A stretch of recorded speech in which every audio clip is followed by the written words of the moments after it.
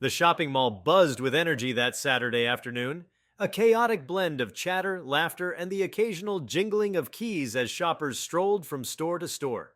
Among the crowd, a group of teenagers gathered near the entrance of an upscale clothing boutique, their laughter louder than the rest. They were the children of wealth, dressed in designer brands, their watches glinting under the bright mall lights, and their sneakers so pristine they could have come straight out of a box that morning.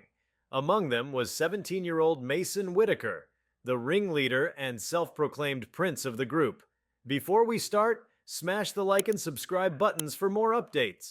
Mason's family was well known in the city, owners of a real estate empire that spanned skyscrapers and luxury hotels. He thrived on attention and often wielded his wealth like a weapon, cutting others down with snide remarks or exaggerated tales of his family's fortune. His friends, equally privileged but less commanding, orbited him like planets around the sun. That afternoon, as they lounged against a bench outside the boutique, Mason's sharp eyes caught sight of someone unexpected. Walking into the store was none other than LeBron James, unmistakable in his towering frame and confident stride. He was dressed casually in a plain hoodie, sweatpants, and sneakers, but his presence was magnetic. LeBron, one of the greatest basketball players of all time, had an aura that seemed to turn heads without effort.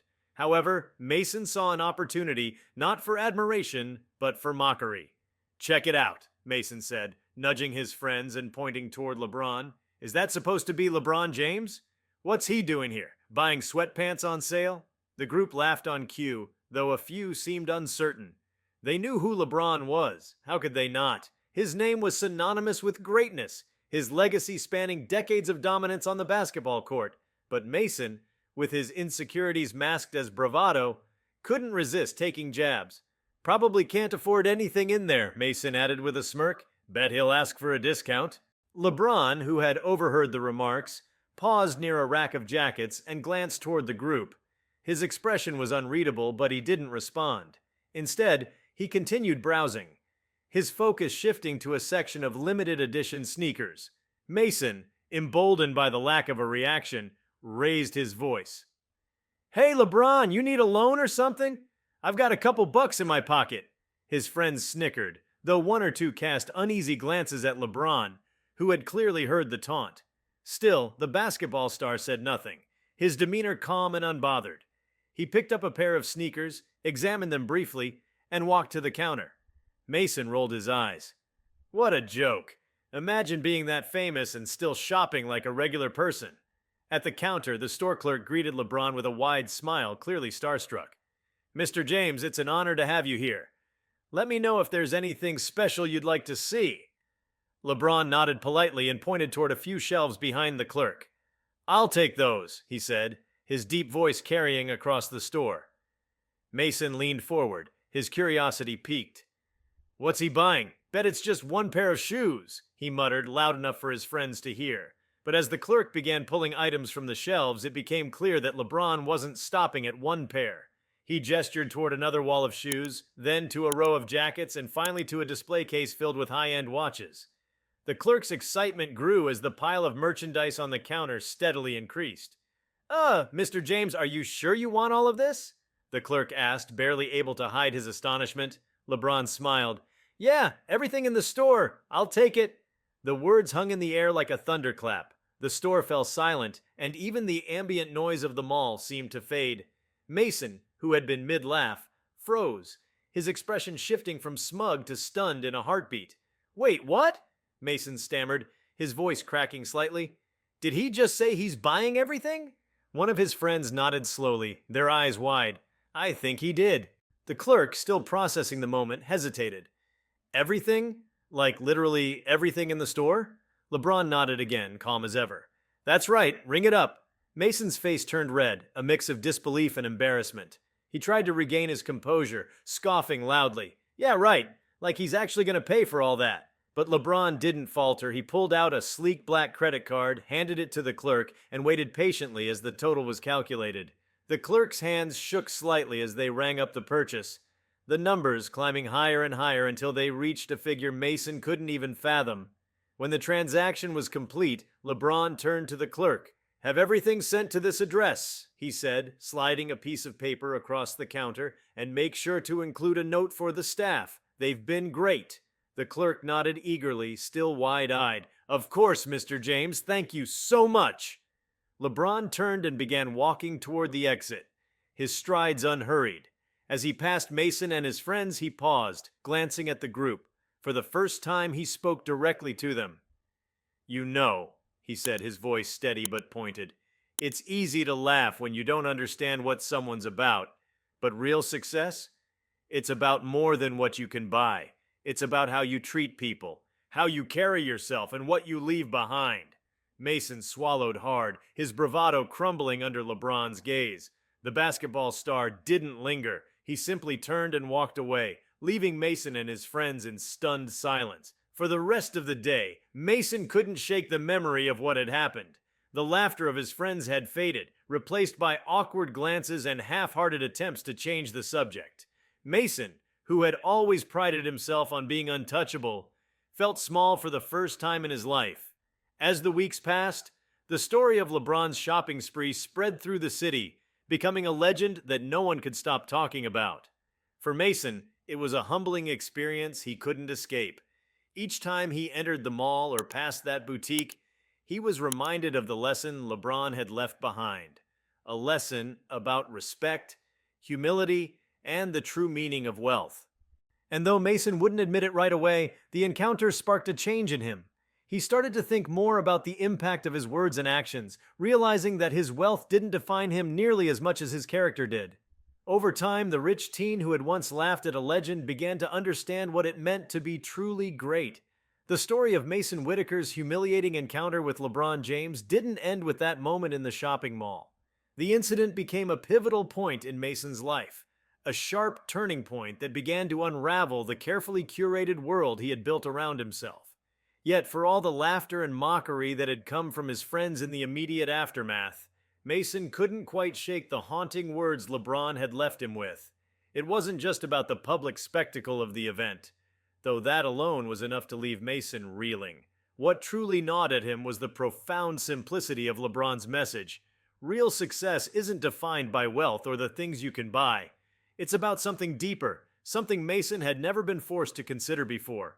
For days after the encounter, Mason stayed away from the shopping mall. Normally, the thought of being seen among the city's elite shoppers brought him a sense of power. He loved the way people glanced at him, the whispers about his family's wealth, and the privilege that came with his last name. But now, the mall felt like a reminder of his failure. Not just the public embarrassment, but his failure to be the person LeBron's words described. The people around him hadn't forgotten the incident either. His friends, usually eager to bask in his light, started to tease him about it in subtle but stinging ways. Hey, Mason, one of them joked during lunch at their private school. You think LeBron's gonna show up at the next fundraiser and buy out the auction too? Another chimed in. Maybe you can lend him your pocket change to help him out. Normally, Mason would have laughed along or fired back a snarky retort. But this time, he just picked at his food, his appetite gone. The comments stung more than he expected. Not because they reminded him of the humiliation, but because they underscored something he couldn't ignore, how shallow his circle of friends had become. They thrived on superficiality, on wealth and status, and Mason realized he had been leading the charge. At home, things weren't much better. Mason's father, a stern and pragmatic businessman, had caught wind of the event through the local gossip circuit. One evening, as Mason was scrolling through social media in his bedroom, his father knocked on the door and stepped inside. Mason, he began, his tone measured but firm. I heard about what happened at the mall. Mason sighed, already bracing himself for a lecture. Yeah, it wasn't a big deal. Just some stupid joke that got blown out of proportion. His father frowned, his sharp features hardening. It wasn't just a stupid joke. You embarrassed yourself and, by extension, this family. Do you have any idea how that looks? Mason rolled his eyes. Dad, it's not like anyone cares. It's just LeBron James. He's not even— Stop! His father's voice cut through Mason's protest. You don't get it, do you? LeBron James isn't just a basketball player. He's a man who built everything he has from the ground up. He's respected not just for his talent, but for his character. And you? You stood there and made a fool of yourself trying to mock someone who's achieved more than you could dream of. The words hit Mason like a slap. He had always looked up to his father, admired his no-nonsense approach to life, and his unshakable work ethic. Hearing this criticism from him stung in a way Mason wasn't prepared for. I didn't mean it like that, Mason muttered, his voice barely above a whisper. Intent doesn't matter, his father replied. What matters is what you do next. You've spent your life coasting on our name, Mason. Maybe it's time you figure out who you want to be without it. For the time, Mason was left speechless. His father turned and left the room, leaving him alone with his thoughts. That night, Mason couldn't sleep. His mind raced, replaying the events at the mall and his father's harsh words. He realized he had spent years hiding behind his wealth, using it as a shield to avoid any real self-reflection. But now, that shield felt like a prison. The next morning, Mason made a decision. He wasn't sure what it meant or where it would lead, but he knew he couldn't keep living the way he had been. He started small, choosing to spend less time with his usual group of friends. At first, they didn't notice his absence, too preoccupied with their own lives to care. But as weeks turned into months, Mason found himself drifting further and further away from them. In their place, Mason began seeking out people who challenged him in ways he wasn't used to. He started talking to students at his school he had previously ignored, kids who didn't come from wealthy families but worked hard for everything they had. He was surprised by how much he learned from them, not just about academics but about life. One day, Mason struck up a conversation with a classmate named Jamal, a quiet but talented artist who was known for his incredible sketches. Jamal was the kind of person Mason would have overlooked in the past, but now he found himself drawn to the boy's passion and dedication. Your sketches are amazing, Mason said one afternoon, watching as Jamal worked on a drawing in the school courtyard. Jamal glanced up, surprised. Thanks. I've been working on this one for a while. Do you sell them? Mason asked, genuinely curious. Sometimes, Jamal replied. It helps pay for supplies. Art stuff isn't cheap, you know? Mason nodded, a pang of guilt creeping in. He had spent more on a single pair of sneakers than Jamal likely earned from selling his art. Yet Jamal didn't complain or boast. He just worked hard and pursued his passion. Their conversation sparked a friendship, and over time, Mason found himself inspired by Jamal's dedication. He began volunteering at the local community center where Jamal taught art classes to underprivileged kids. For the first time, Mason felt like he was doing something meaningful, something that wasn't about impressing others or flaunting his wealth.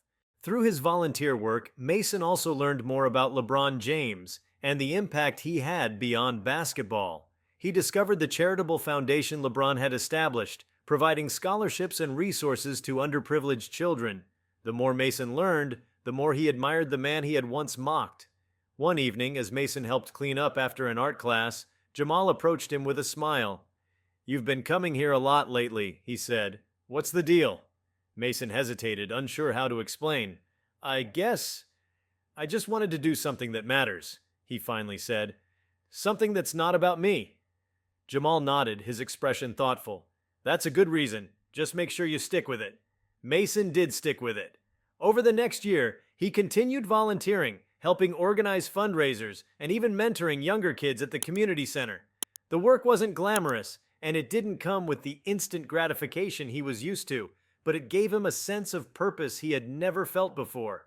Word of Mason's transformation eventually reached LeBron James himself. One day, while Mason was setting up for an event at the community center, he received a call from an unknown number.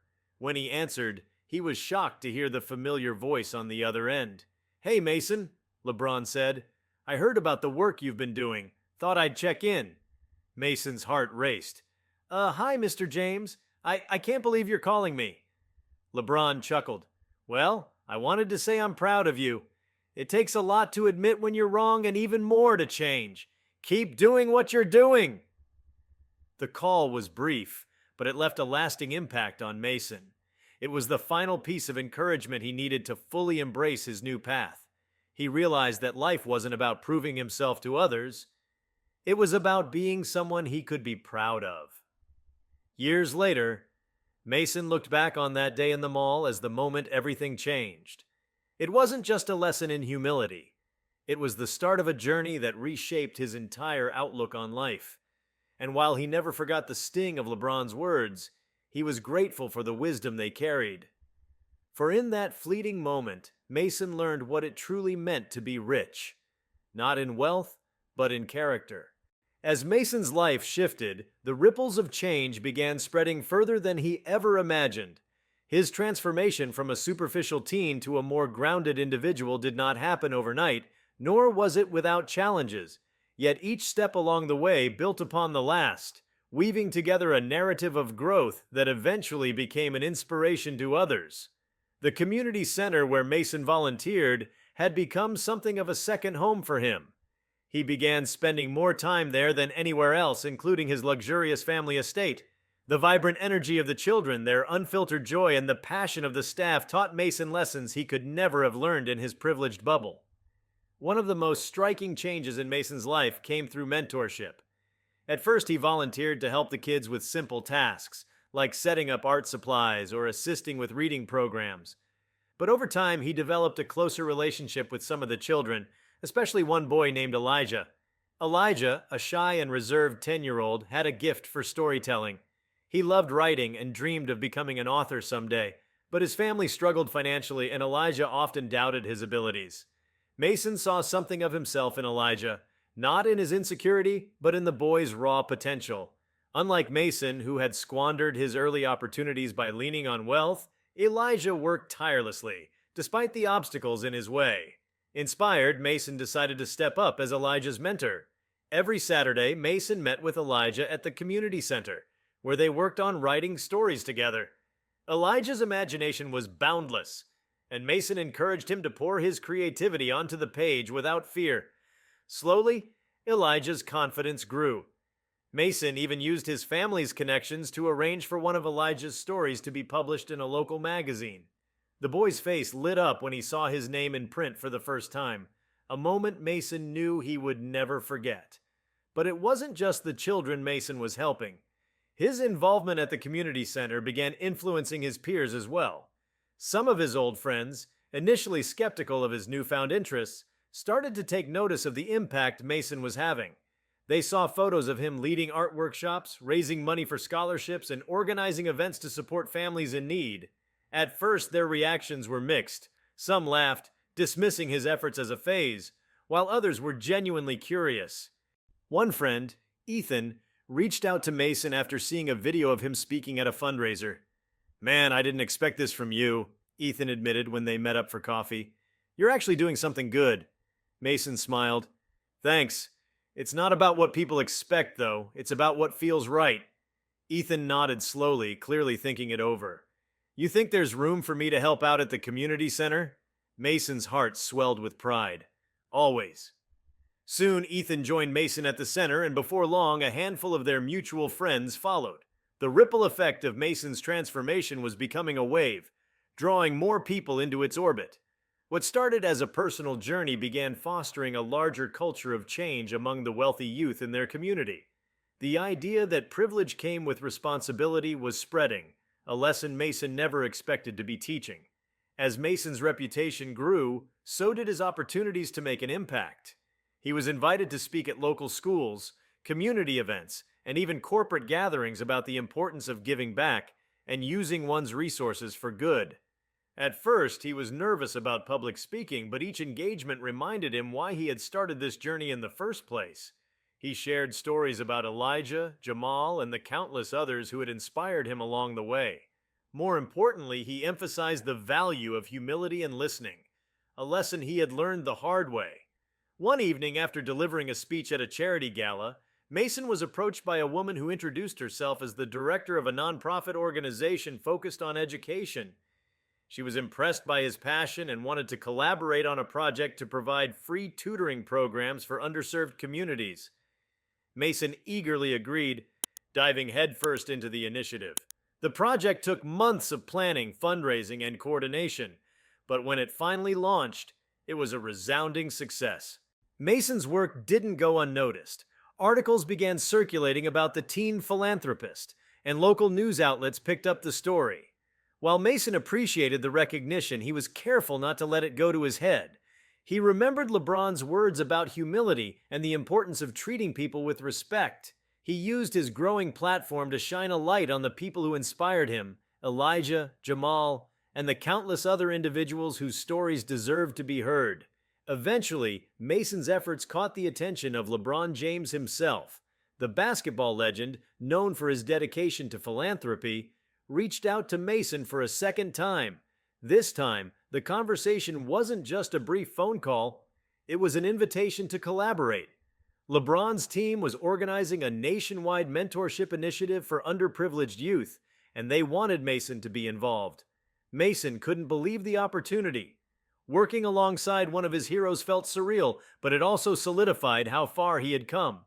Together, they planned a series of events aimed at empowering young people to chase their dreams, no matter their circumstances. The event, held in Los Angeles, was a massive success. Mason stood on stage beside LeBron, addressing a crowd of thousands. As he spoke about his journey, from a shallow teen mocking others to someone who found purpose in giving back, he felt a sense of fulfillment he had never known. The audience listened intently, their eyes filled with hope and inspiration. After the event, LeBron pulled Mason aside. "You've come a long way, kid," he said with a smile. "I'm proud of you." Mason felt a lump in his throat. "Thank you, Mr. James. I wouldn't be here if it weren't for you." LeBron laughed. "Don't give me all the credit. You made the choice to change. That's on you." The mentorship initiative expanded rapidly, with Mason playing a key role in its development. He traveled across the country, meeting young people from all walks of life and sharing his story. Each interaction reinforced the importance of empathy, humility, and the power of small actions to create big change. Meanwhile, Mason's personal life continued to evolve. His relationship with his family, once strained by his father's harsh criticism, began to heal. His parents, initially skeptical of his new path, grew to respect and admire his dedication. Mason's father, in particular, softened his approach, expressing pride in his son's accomplishments in a way Mason had never heard before. One day, as they sat together in the family's sprawling backyard, his father said, "I was hard on you, Mason, but I see now that you needed that push. You've done more than I ever expected, and I couldn't be prouder." Mason smiled, feeling a warmth he hadn't experienced in years. "Thanks, Dad. I just want to make a difference." "You already have," his father replied. By the time Mason turned 20, he had become a prominent advocate for social change. His work with the Mentorship Initiative, the Community Center, and various nonprofit organizations had impacted thousands of lives. Yet he never forgot the lesson that started it all, the humbling encounter with LeBron James that forced him to confront the flaws in his character.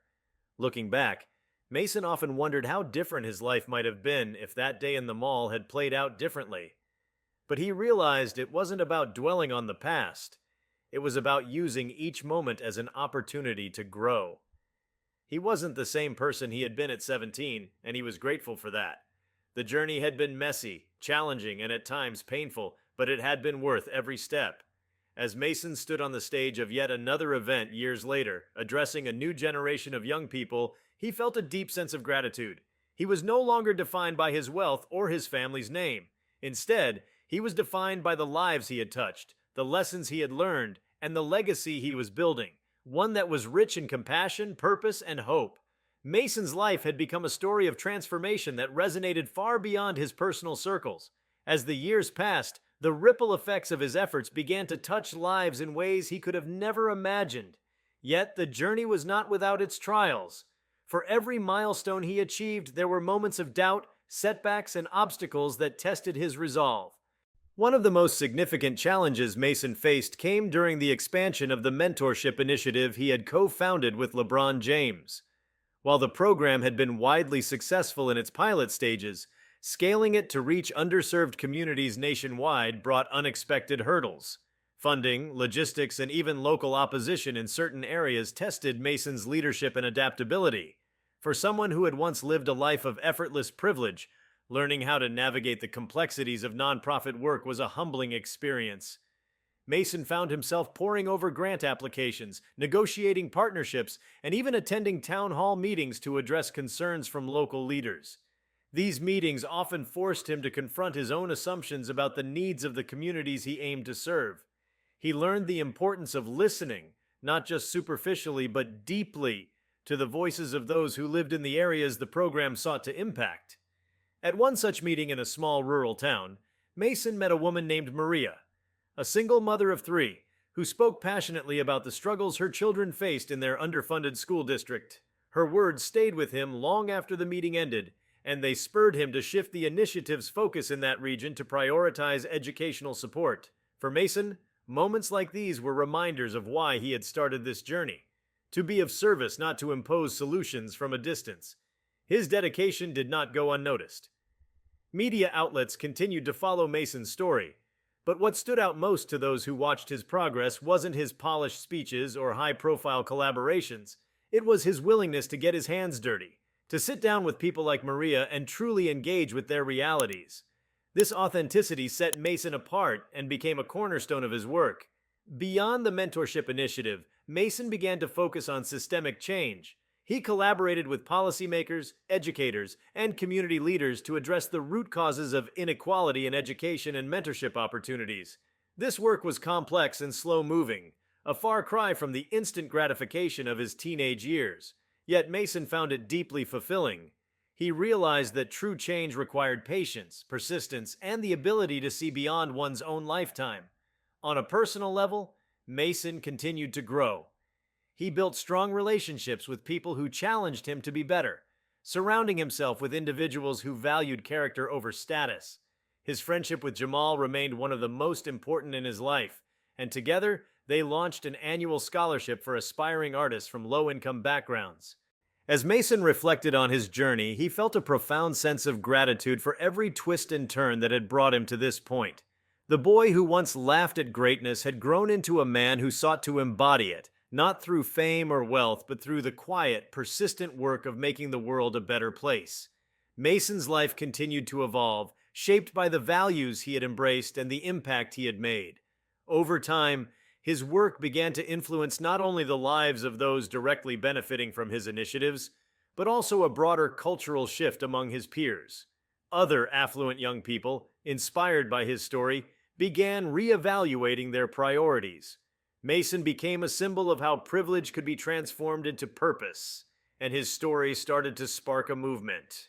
One of the most rewarding moments of his journey came during a visit to a university where the first cohort of mentorship program graduates was being celebrated. Mason stood among a crowd of bright, ambitious students, many of whom credited the program with helping them achieve their dreams. Elijah, now a freshman majoring in creative writing, approached Mason with a beaming smile. "You were the first person who believed in me," Elijah said. "Because of you, I know I can make it." Mason felt a lump in his throat, overwhelmed by the weight of those words. He realized that his journey wasn't just about changing his own life, it was about creating a legacy of opportunity and hope. It was proof that even the smallest changes in character could ripple outward and transform the world. As Mason's influence grew, his journey came full circle in ways he had never anticipated. Invitations to collaborate with global organizations brought him to new corners of the world, where he encountered people from diverse cultures and backgrounds. Each experience deepened his understanding of the challenges faced by different communities and further fueled his commitment to fostering equity and opportunity. One particularly transformative trip took Mason to a remote village in Southeast Asia, where a lack of educational resources mirrored the struggles he had witnessed in his local community. The visit left a profound impression on him. He worked tirelessly to partner with international organizations, raising funds to build schools and provide teacher training in underserved areas. Mason's work became a bridge, connecting those with resources to those who needed them most. Back home, Mason found joy in quieter moments, watching the seeds he had planted grow.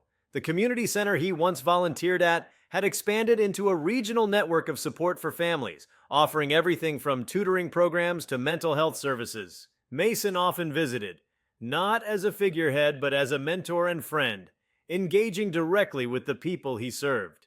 These moments reminded him that true impact wasn't measured in accolades but in lives touched.